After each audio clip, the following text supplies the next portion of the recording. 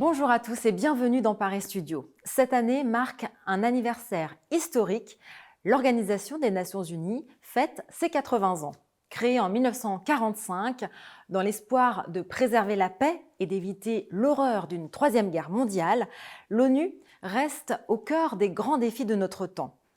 Des conflits armés aux pandémies, en passant par la lutte contre le réchauffement climatique ou encore la réalisation des objectifs de développement durable. Mais face à un monde de plus en plus fragmenté, certains s'interrogent, l'ONU est-elle encore efficace et comment peut-elle se réformer pour être plus représentative de notre monde contemporain? Pour en débattre, nous recevons Caroline Galacteros et Alex Wang pour revenir sur l'histoire de l'ONU, ses succès, ses limites et son avenir.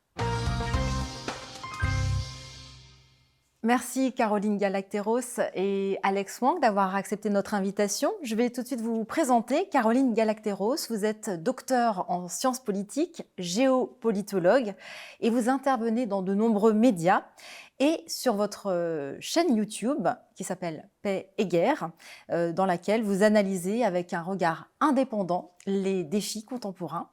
Et vous, Alex Wang, vous êtes titulaire de 2 doctorats, un en philosophie et un en ingénierie. Et vous êtes un ancien cadre dirigeant d'une entreprise high-tech du CAC 40.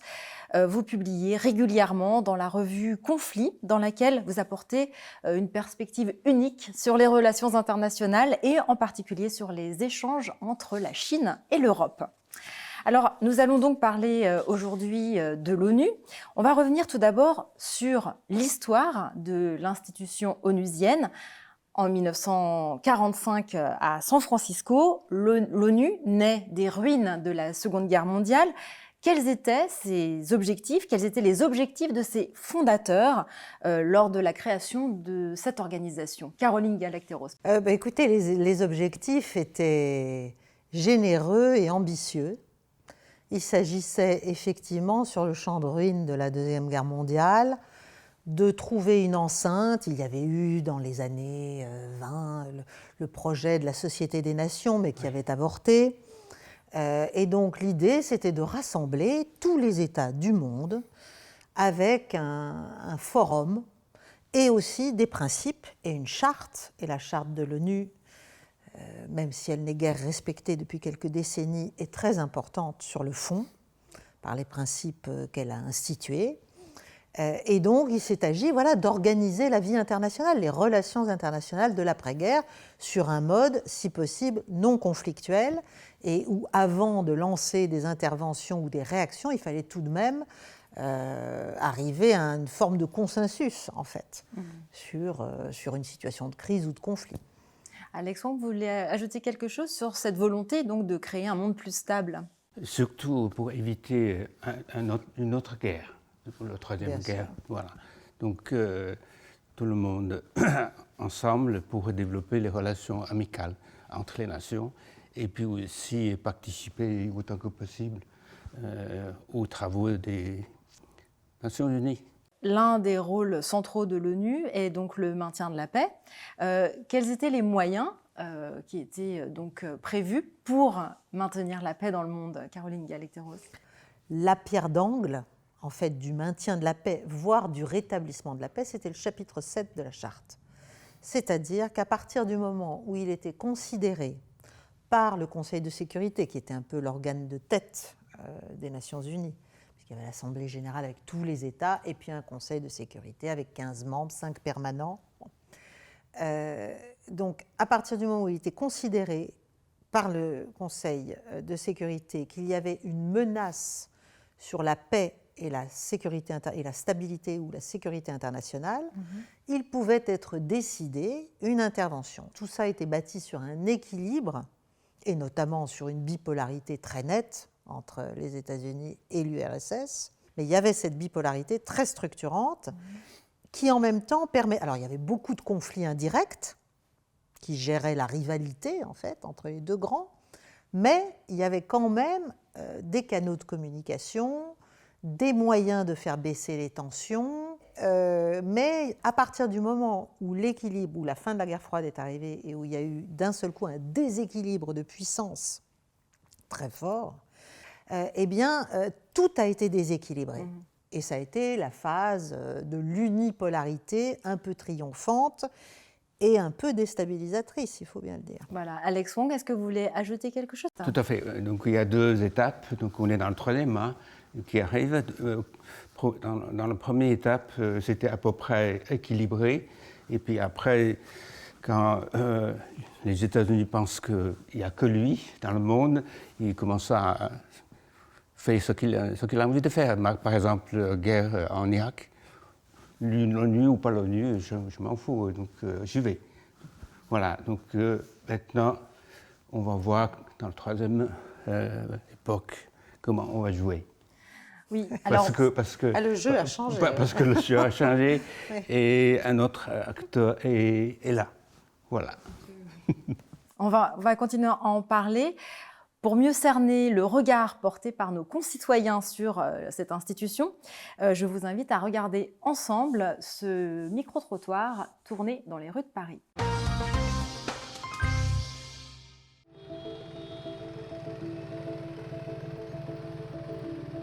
Eh bien, l'ONU a été mise en place après la Seconde Guerre mondiale pour éviter que le chaos reprenne le dessus. Et elle avait pour mission de favoriser la discussion entre les nations. C'est censé regrouper tous les États du monde. Je pense que sa mission essentielle, ça doit être la paix, la sécurité. Qui va essayer de rassembler le plus de pays à sa cause pour défendre la paix universelle. La première mission de l'ONU, c'est de promouvoir la paix dans le monde et donc de faire en sorte que les droits de tout le monde soient protégés.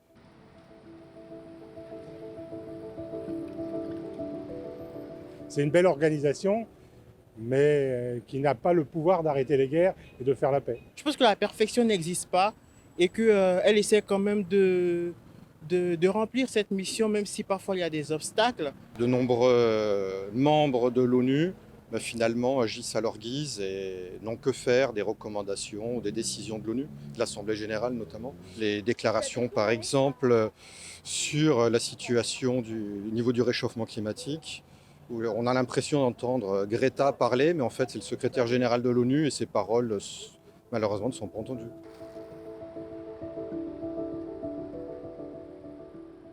On pourrait se dire que c'est une des rares organisations ou une des rares opportunités aussi qu'on a au niveau mondial de pouvoir se réunir et de pouvoir discuter et tenter de discuter. Parce que sans cet organisme, l'échange serait beaucoup plus compliqué. Bah oui, je pense, parce que chaque État peut partir dans ses propres divagations et on le voit en ce moment que le monde n'est pas très serein.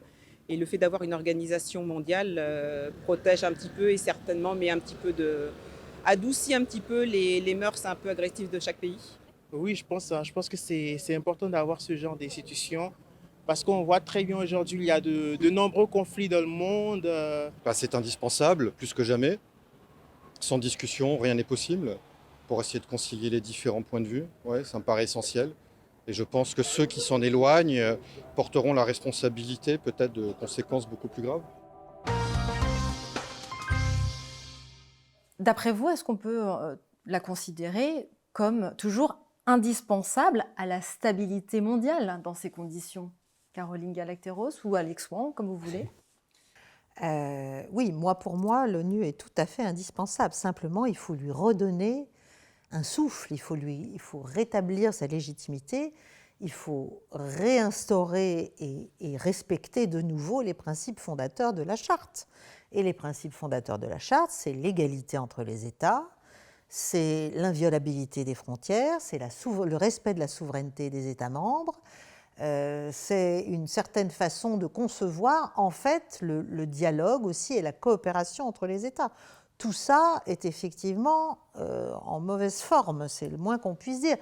Mais évidemment, si on s'autorise, par exemple, à intervenir dans un conflit comme on l'a fait effectivement en Irak, comme on l'a fait en Libye, comme on l'a fait en Yougoslavie, en ex-Yougoslavie, en 1999, sans mandat de l'ONU, à ce moment-là, on voit bien que c'est la loi du plus fort, c'est éventuellement ce qu'on appelait dans les années 90 la communauté internationale, c'est-à-dire en fait l'Occident. Encore une fois, on avait une sémantique extrêmement inclusive, mais ce n'était pas du tout inclusif. C'était les États-Unis et les puissances européennes, c'est tout. Et donc, il s'agissait juste de mener à bien et de s'autoriser à détruire un État, le déstabiliser, au nom naturellement de grands principes. Bien sûr, on habille tout ça. Les droits de l'homme, l'humanité, l'humanitaire, le développement, la démocratie, etc., etc. Enfin, les résultats sont là.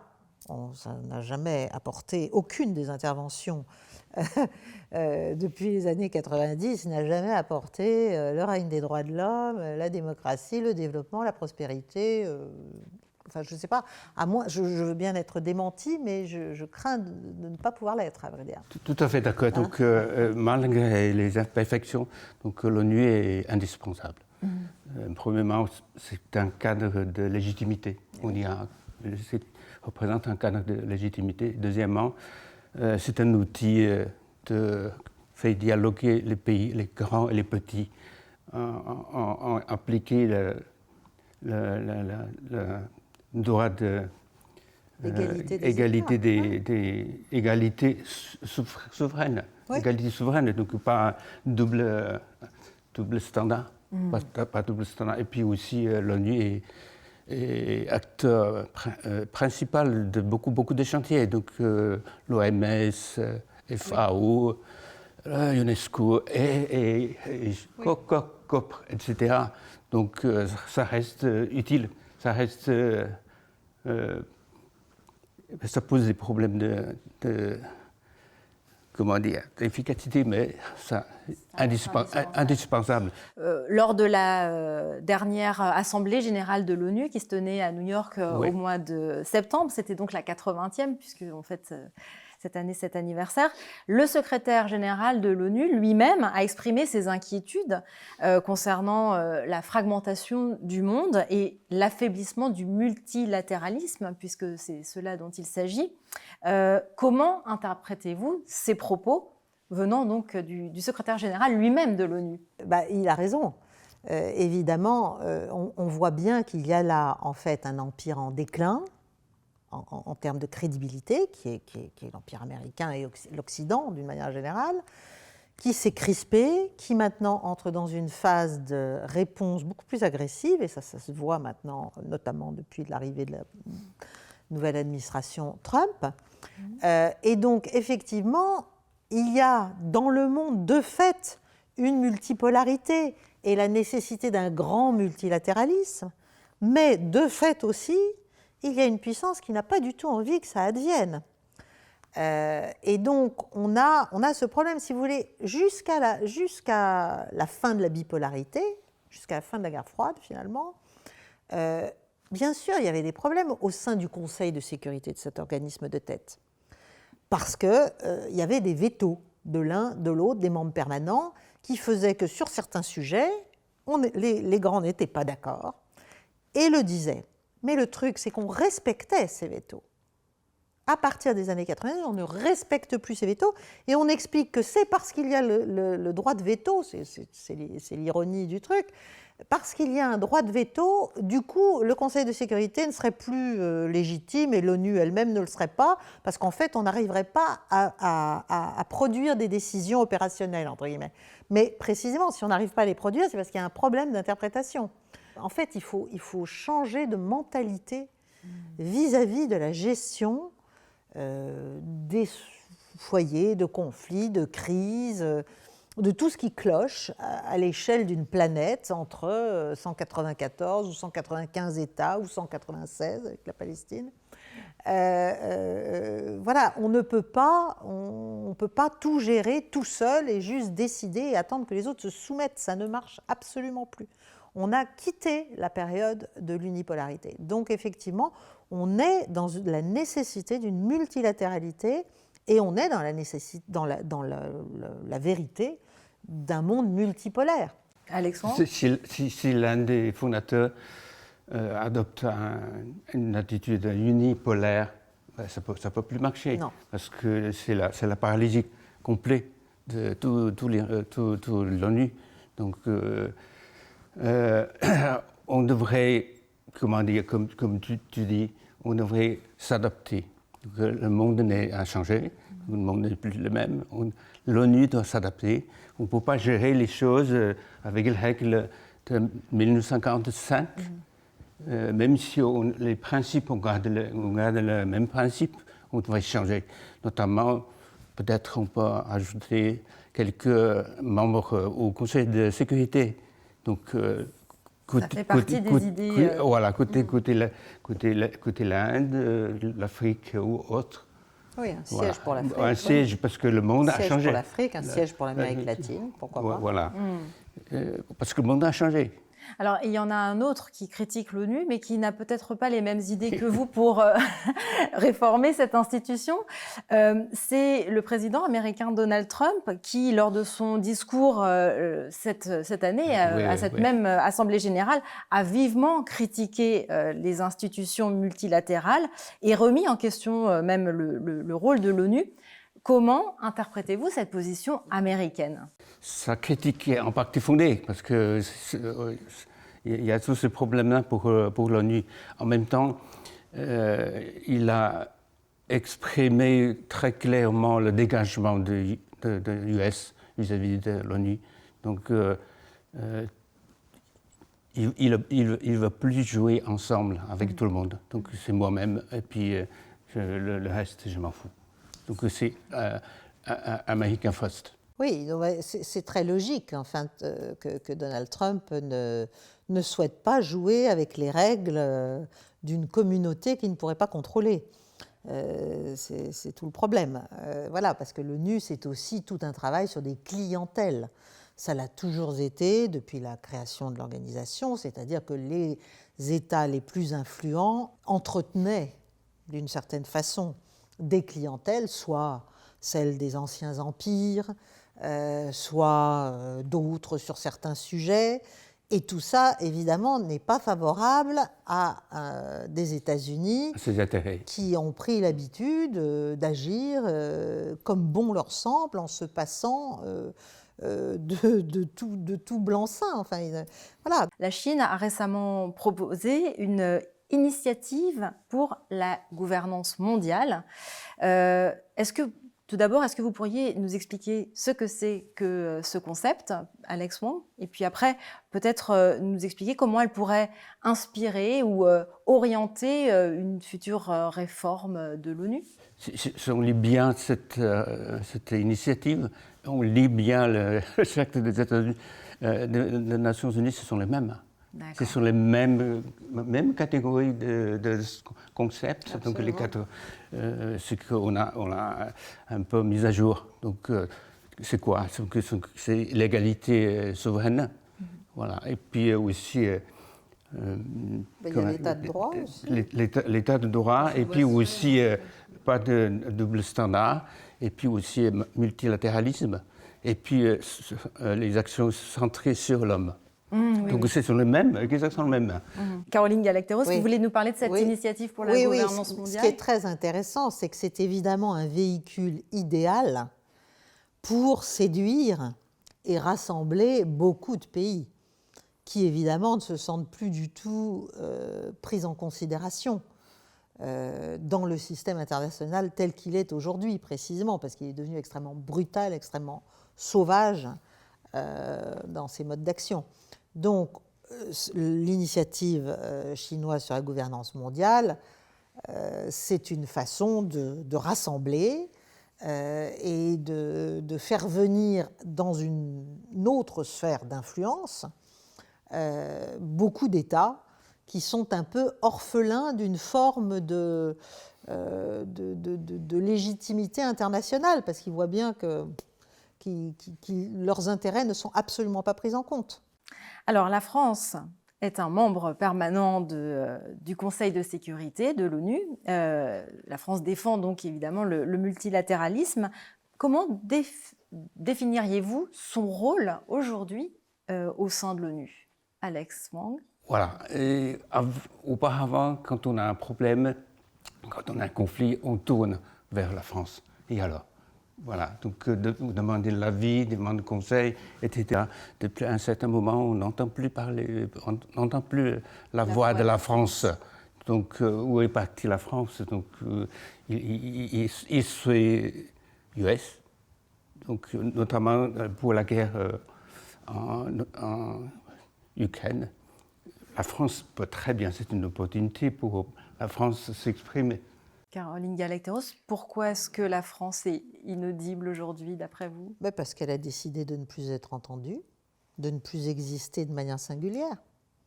Ça ne date pas d'il y a 3, 4 ans, 5 ans, 8 ans, ça fait déjà quelques temps, ça fait plus de 20 ans. Je dirais que la dernière fois qu'on a osé l'ouvrir, pour parler vulgairement, ah oui, 2003. C'était en 2003. Voilà. Ok, 2003. Et depuis, on se fait pardonner ce geste audacieux, n'est-ce pas? Oui. Et donc, on rampe. Et malheureusement, et Dieu sait si ça me rend malade, mon pays... C'est vraiment dommage. Mais c'est dommage pour le monde, c'est-à-dire que l'utilité, parce que c'est quand même ça qu'on peut souhaiter pour son pays, c'est d'être utile au monde. Et donc la France, effectivement, a perdu totalement l'idée même de sa vocation originelle, qui est une vocation de puissance d'équilibre. Vous voulez ajouter quelque chose? On espère que ça va revenir, donc la France va trouver sa voie. Voilà. Retrouver sa voie, et pour dire ce qu'elle a pensé vis-à-vis de l'OTAN, vis-à-vis de l'Union européenne. Alors la Chine, elle, de son côté, est aujourd'hui de plus en plus présente dans les institutions onusiennes et dans les opérations de maintien de la paix. Comment analyser cette montée en puissance et ses implications futures dans l'ONU, d'après vous, Alex Wang?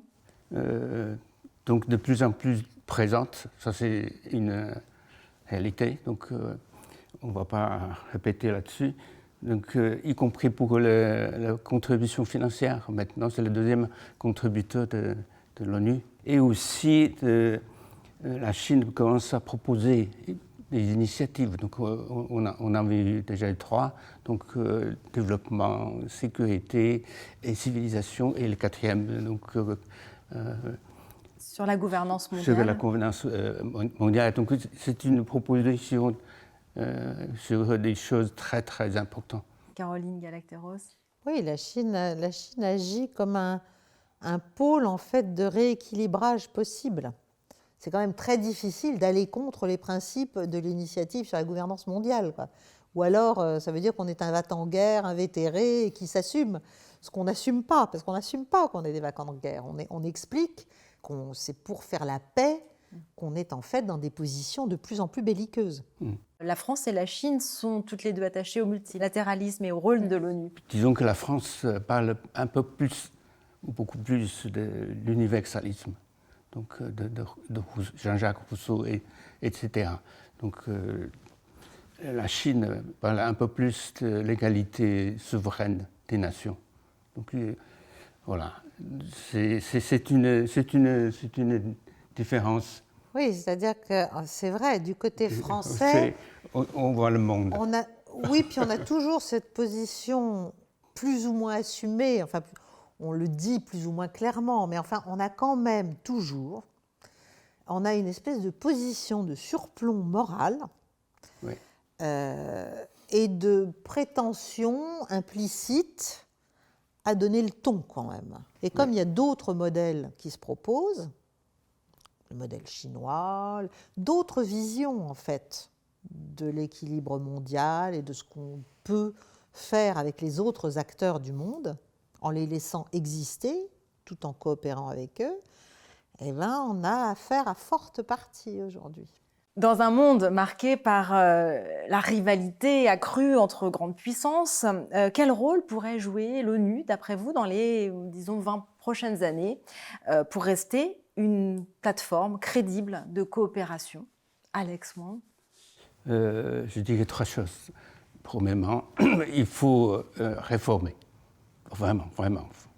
C'est le moment est venu vraiment de réformer. Donc, pour qu'on soit adapté à la réalité d'aujourd'hui, premièrement. Deuxièmement, essayer de travailler sur le plan méthodologique pour éviter la paralysie par les vétos. Voilà, il faut utiliser tout le temps, faut pas utiliser tout le temps le veto vis-à-vis des problèmes. Et troisièmement, je pense, c'est plus petit, c'est que peut-être on devrait penser à déménager l'ONU. Bonne idée. Pourquoi pas? Pourquoi pas? Et la Vous avez mettre une ville en où? On la particulier? met où? Ben, on la met quelque part. Le siège est à New York, oui, non, mais ça pose un problème. On l'a vu sur la Palestine, là, où en fait Trump avait menacé de ne pas donner 80 visas à la délégation palestinienne. Voilà, bah, c'est une manière de régler le problème, hein, c'est sûr. Alors là, comme ça, ils ne peuvent même pas être là. Voilà. Voilà. Ça fait disparaître la question. Donc, oui, c'est vrai, changer le siège, oui. À quoi ça sert? Ben, de toute manière, si l'ONU ne se réforme pas et qu'on ne lui redonne pas, j'allais dire un peu comme une roue qu'on regonflerait un peu d'oxygène, effectivement, il va y avoir, à mon avis, à travers notamment l'initiative chinoise, mais qui est aussi très appuyée par la Russie, parce que je pense qu'ils sont vraiment d'accord sur ces principes, il va y avoir une alternative. Et il va y avoir aussi, il va y avoir une espèce d'ONU bis. Donc ça va se passer ailleurs. D'ailleurs, la Chine a créé une organisation pour la médiation à Hong Kong. C'est en préparation de tout ça, entre les pays. Voilà. Donc voilà, l'Eurasie est en train de s'intégrer. Et ça, j'allais dire, c'est un attrape-tout mondial d'influence, à travers des coopérations, très au-delà de l'Eurasie elle-même. D'ailleurs, les projets chinois vont très au-delà de l'Eurasie. Ils intègrent l'Afrique, ils intègrent l'Amérique latine, enfin c'est le monde entier, à vrai dire, bon, potentiellement. Donc si on ne réforme pas l'ONU, et si c'est fini. Elle va se vider, etc., mais ça se passera ailleurs. Donc je pense que même du point de vue des intérêts des Occidentaux, il serait bon de ne pas laisser l'ONU mourir, parce que rien ne meurt vraiment. Donc tout se transforme, entre guillemets, et ça va se transformer et se déplacer ailleurs, avec un autre centre de gravité qui sera chinois. Voilà. Parce que, encore une fois, on s'imagine que parce qu'on laisse tomber quelque chose, rien ne va le remplacer. Rien ne va lui être substitué. Qu'on va juste dire, ah bon oui, bah alors d'accord, si vous considérez que ça n'a plus de poids, plus de sens, bon bah très bien, ça n'a plus de poids et plus de sens. Mais c'est pas vrai. C'est pas vrai, parce que les États ont besoin d'être, j'allais dire, d'être pris en considération, en fait. Tout ça, à la fin, c'est une grande question de respect. Hein. Est-ce que vous voulez conclure là-dessus, Alex? Il n'y aura pas de vide. Oui, il n'y a pas de vide. Il n'y aura pas de vide. Voilà, oui. tout à fait. Il n'y a pas de vide. Voilà. Là, on retrouve des concepts de la pensée chinoise. Il n'y a pas de vide. Donc, malgré les imperfections, l'ONU incarne quand même le désir et l'intention de l'humanité concernant comment faire pour transformer les rivalités entre les nations en quelque chose pour la paix, la dignité et les mouvements en avant et vers le haut. Voilà, donc le mot de la fin, c'est effectivement qu'il faut essayer de retrouver des principes réalistes. Voilà. Certes, ce ne sera jamais parfait, forcément, par essence, mais qui permettent quand même de gérer les problèmes de la cohabitation, en fait, des communautés humaines et nationales, parce qu'à la fin, c'est ça. C'est notre vie en commun. Voilà. C'est notre survie en commun. Ça paraît un peu naïf, voire nunuche, mais c'est quand même un peu le sujet, en fait. À la fin. Ce sera le mot de la fin, alors. Merci Caroline Galacteros, et merci Alex Wang d'être venu nous parler de l'ONU en cet anniversaire. Merci à vous de nous avoir suivis. Je vous dis à très bientôt pour une nouvelle émission de Paris Studio.